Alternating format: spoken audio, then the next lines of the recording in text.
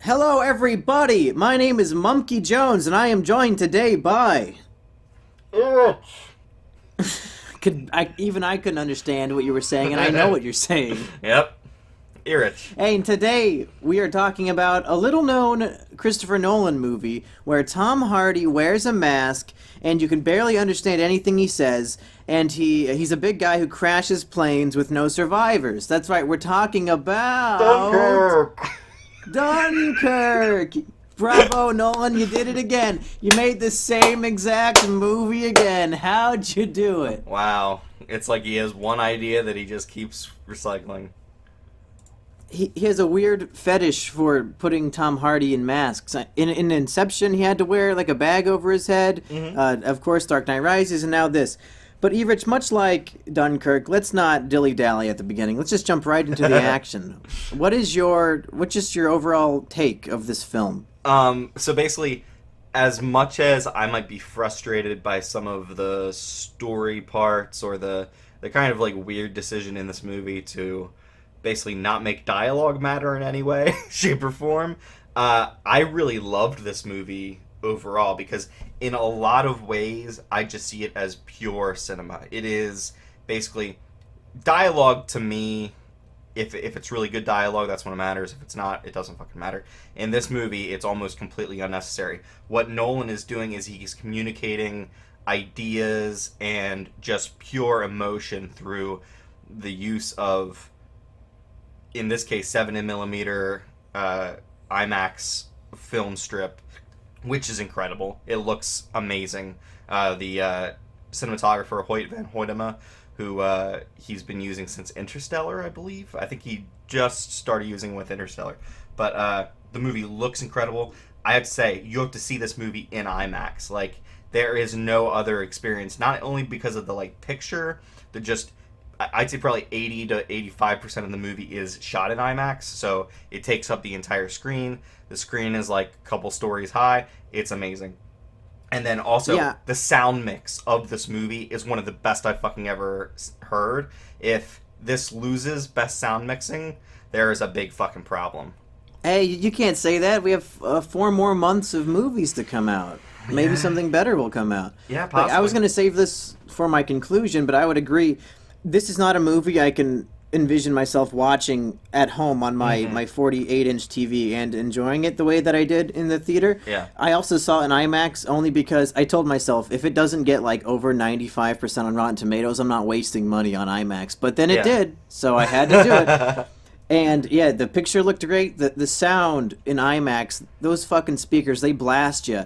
And what I really like about doing this for a war movie is that like the gunshots and everything are so deafeningly loud that you can feel the fear of what it's actually like to be in a war zone. Not, of course, like actually being there, but like, this is how loud the gun would be to the guy running down the street away from the oncoming fucking Germans. So it really immerses you into the horror of a war zone. And that's really what this whole movie does, is it's just nonstop horrific, frightening imagery and situations of specifically we focus on this one youngish British soldier. I think he's like what, probably 19. Yeah, something like that. Is that Harry Styles? I had a hard time figuring out who the fuck anybody was in this movie because I don't know. You mean any like young, the character names or the actors? The actors, like the young British people. Like I can't tell who's who. Like is Harry Styles I the didn't really even good-looking know. one? Whoever the main one was, his teeth were fucked beyond belief, so I can't imagine him actually being a popular actor. Yeah. But I was gonna say, you're talking about this from like a cinematic level, and that's fine. If you're a fucking loser nerd, let me talk to you. Let me talk to the laymen in the audience, the people who want to know what movie experience they're gonna get, and I'm gonna see if you agree with my comparison. Okay.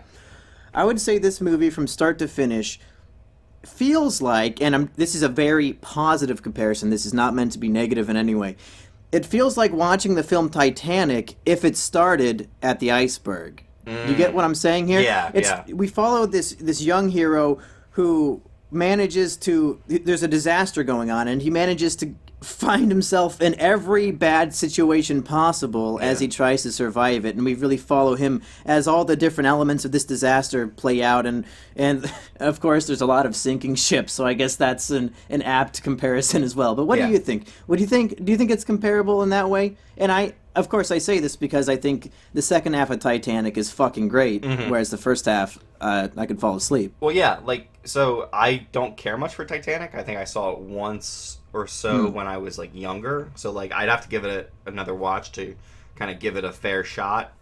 James Cameron is a very popular director, and that movie, like, is one of the highest grossing movies of all time. But Titanic is fucking long, isn't it? It's, like, 3 to 4 hours or some shit. Yeah, but if you started at the iceberg, it's going to be about as long as Dunkirk. Sure. Yeah, no, Dunkirk is actually really short relative to Nolan's previous run times. It's not even 2 hours, I believe, and that to me really lets Nolan focus in on what are the most important things you need to see here. And basically what he does is he focuses the movie on by land, by air, and by sea to show you how this evacuation kind of happened. And what's interesting is from those three perspectives, the time perspectives are also different. Where the people on land, it's about a week time, maybe.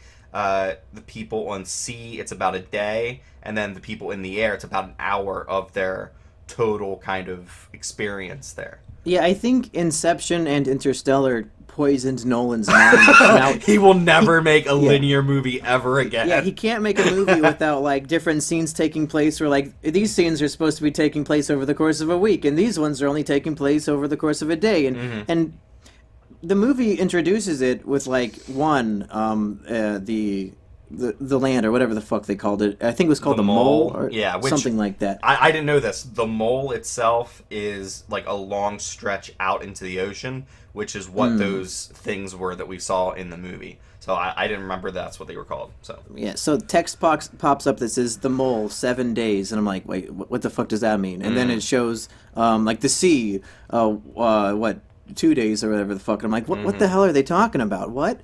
And then it wasn't until halfway through the movie, and we keep jumping to all these different scenes with these different characters doing different things. Yeah. It wasn't until like halfway through that I realized, oh, this isn't all happening at the same time. This is like completely, it's three different stories in different times just fucking mixed in together, so that whenever an exciting part is happening in all three stories, he can cut to all of them with the fucking Hans Zimmer music playing in the background. I think the Hans Zimmer music in this movie is some of the most effective film scoring he's ever done. I'm actually a really big fan of Hans Zimmer with almost everything he does. With his Nolan movies, he goes fucking like blow out the speakers big with his orchestration. And like I heard some Interstellar type music in this. I just loved it from start to finish.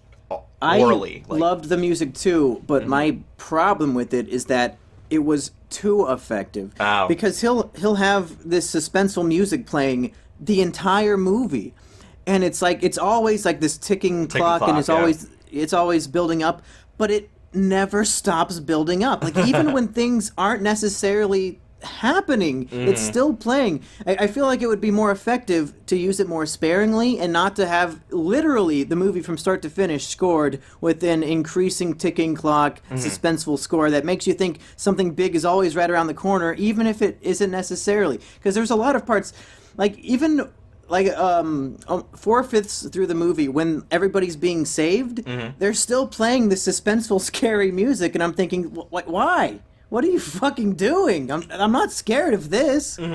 I think the music is largely capturing like how the people's heightened reactions to everything are. Like basically I think he's listed in the credits as Shivering Man, the soldier played by Cillian Murphy, however the fuck you say his name. Why is Nolan so obsessed with Cillian Murphy? He's a great actor. I don't like the man. You don't like him? Oh, man. No. Well, yeah, I think that's the difference between you and me, where whenever I'm watching him, I'm just like, fuck yes, thank you, Nolan, for keep using this actor, and you're just like, this fucker shows back up in the movie. He can keep using Tom Hardy. I love Tom Hardy, but Cillian Murphy doesn't do it for me. Okay, but basically he gets onto this civilian ship, and he is at that shell-shocked, constantly paranoid level that the other people might not be, but that is his constant attitude. So that kind of informs how the soundtrack works, where even if things aren't going to shit at all times, that's what everyone feels like. At any moment, something can hit your ship, start sinking it, and you're fucked. And like that happens several times in this movie, and you just keep thinking like, what the fuck could possibly happen to these people now to make it worse than it possibly was a second ago? But the movie does a great job of like, these people are stuck on this giant piece of metal that is sinking, that does not give a shit that these people are on it, and it's super fucking effective. Like, it's amazing to me that this is a pretty small scale movie. When you usually think of war movies, you think like entire battalions of men like rushing onto a battlefield and killing one another. This keeps the scale pretty small, where you're just following a couple soldiers or a couple civilians or two pilots for most of the movie, but all of the action feels large. Like, it's got some of the best what is air combat called? Dogfighting. It's got some of the best dogfighting, where I mean, it's just basically a ship weaving and wefting back into the holographic sights or whatever, but it's super fucking effective. There's a lot of cockpit shots where you see the other side of the wing, which Nolan used in Interstellar, when the spaceship was flying around and stuff. But it's just really well done in this movie. Yeah, typically for me, I hate air fighting when it's like two planes shooting at each other, because I can't think of a movie where it's been done in a way where I understood what the fuck was happening. It's always like, oh, here's a shot of the two planes, and then you got one. And it's okay. It's the same shit over and over again. A plane shoots at a plane, and then the other plane dodges, and then it's just it's very boring to me. But at least in this movie, like I didn't love it, but it didn't make me want to stop watching like every other plane fighting movie in history has done. So, bravo, Nolan! You did it again. Did you clap in the theater after the movie, Monkey, for Nolan's majesty? Some old people did, and I was like, okay then. Okay. Yeah. Nobody else do clapped Americans in the theater. really do this shit? Yeah, Americlaps. Now, I think, because I also don't really give a shit about war movies for the most part. When I saw the trailers for this, I thought, oh, fucking great, Nolan. You go from all these great sci-fi films that I love, and now you're making a World War II movie. God damn it. But what helps with this, and back to the Titanic comparison, it's really, I don't feel like it's a war movie. It's more of like an escape from a terrible disaster movie. Yeah. Because they've given up on fighting, except for like Tom Hardy, who is flying in a plane fighting other planes. Like, these are 400,000 soldiers who just want to go home. They're trying to escape, and they're getting blown the fuck out at every turn from the Germans trying to stop them from going home. So it's much more of a like disaster escape movie than a war movie, I would say, although it very much is a war movie as well. And I'm a history buff, so like I knew about the evacuation of Dunkirk and stuff. Basically what happened is the British lose this battle, and then they've got all their fucking people who have nowhere to go. And the British can't really invest the forces to bring them back home, so they have nowhere to go. And basically, any German plane or U-boat or whatever that's in the area can just fucking pick them off as much as they do. And there's only like one or two enemy, like German combatants in this movie, but they're just constantly being bombed or shot at by these German craft. And you get the feeling of just like, fuck, these people could die at any time when the bomber is going over the people all standing in the line there. It's just like you get the feeling of they have nowhere to go. They're fucked. And that permeates the entire movie. You feel like these guys can die at any time. It's so great, and it puts you on edge, and you will come out of this movie getting an appreciation of what it feels like to be a soldier.